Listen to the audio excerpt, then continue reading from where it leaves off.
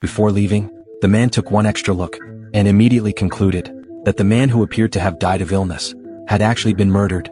He photographed the victim's fingers, and then rushed to the hospital room, where the man had previously stayed.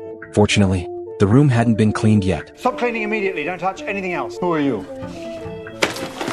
You should probably take care of that before somebody slips and falls. What is wrong with you? Sherlock first wedged a chair against the door, then explained to Watson how he knew the death was a homicide. Not long before, Sherlock had seen in the medical records that the cause of death was listed as heart failure. However, he noticed red marks on the victim's fingers. Those marks only appear when large amounts of hormones are injected. That meant the victim had been deliberately injected with adrenaline, while his heart was still functioning normally. The adrenaline ultimately triggered heart failure and caused his death. The four equipment in the room confirmed Sherlock's theory. Someone had deliberately slowed the flow rate of the nutrient drip, then injected adrenaline into the four bag. That method would cause the patient to die slowly within 10 minutes, giving the killer enough time to escape. At that moment, security guards outside issued a warning. Before they could break into the room, Sherlock quickly dumped out everything from the trash can. 2 empty coffee cups inside proved that someone had visited the room.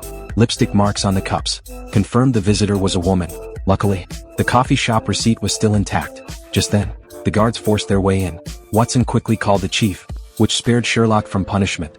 From the department head, they learned the deceased patient's name was Trent. Sherlock suspected that a doctor working at the hospital had killed Trent because only a doctor would be familiar with this medical equipment. After receiving hospital approval, the police prepared to conduct an autopsy. At that point, the only lead they had was the coffee receipt.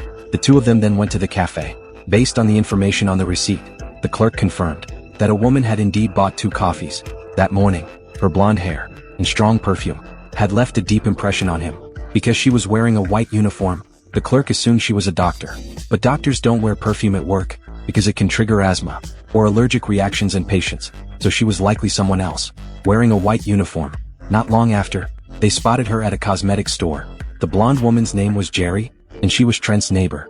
Ever since she learned Trent was ill, she had frequently visited him at the hospital. That morning, Jerry bought coffee as usual and went to see Trent. After chatting in the hospital room for a while, she left for work at her company. Unexpectedly, by noon she received the news that Trent had died of illness, but Sherlock insisted that Trent had been murdered. Jerry was visibly shocked when she heard this. When asked whether anyone suspicious had been around Trent, she said he had no family and no friends. The only person he was close to was a doctor, though not his attending physician. Sherlock suspected that this doctor might be the real killer.